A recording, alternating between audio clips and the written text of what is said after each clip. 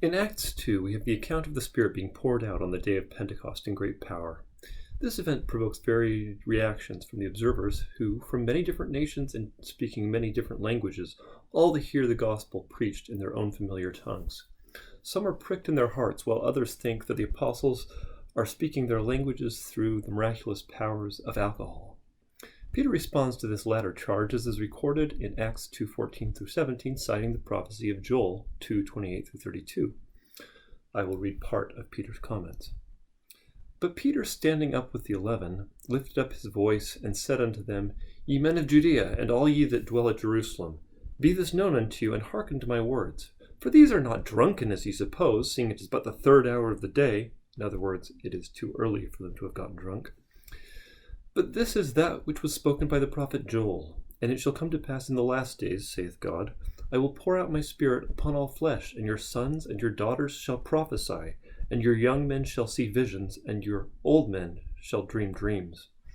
And I will shew wonders in heaven and above, and signs in the earth beneath, blood and fire and vapor of smoke. The sun shall be turned into darkness, and the moon into blood, before that great and notable day of the Lord come. And it shall come to pass that whosoever shall call on the name of the Lord shall be saved. Peter and Joel here link the Spirit to prophecy. This view is later sustained in Revelation 19:10, when John, in response to almost mistakenly worshiping an angel, recounts, And I fell at his feet to worship him, and he said unto me, See thou do it not. I am thy fellow servant, and of thy brethren that have the testimony of Jesus. Worship God, for the testimony of Jesus is the spirit of prophecy. We thus understand from these two passages that 1. Is the Holy Ghost which conveys to a person a spiritual witness that Jesus is the Christ, as also confirmed in Doctrine and Covenants 46:13. 2. That those who gain the guidance of the Holy Ghost may also receive other spiritual gifts, such as tongues, prophecy, revelations, visions, prophetic dreams, and so forth, as also.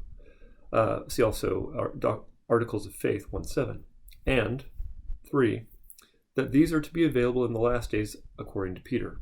Now, if they were being poured out in Peter's day, and this prophecy also includes the signs of the second coming, then how much more can we suppose that we, who are living in even more latter days than Peter, can enjoy these same gifts and blessings if we appeal to the Lord, following him through faith on the name of his Son, Jesus Christ, and baptism, as these brethren who are here being seen speaking in tongues have done?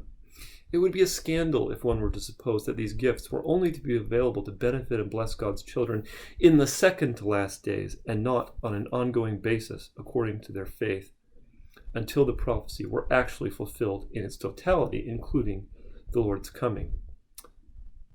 We thus have every reason to trust in the Lord and seek for the blessings which he offers in our day to those who put their trust in him.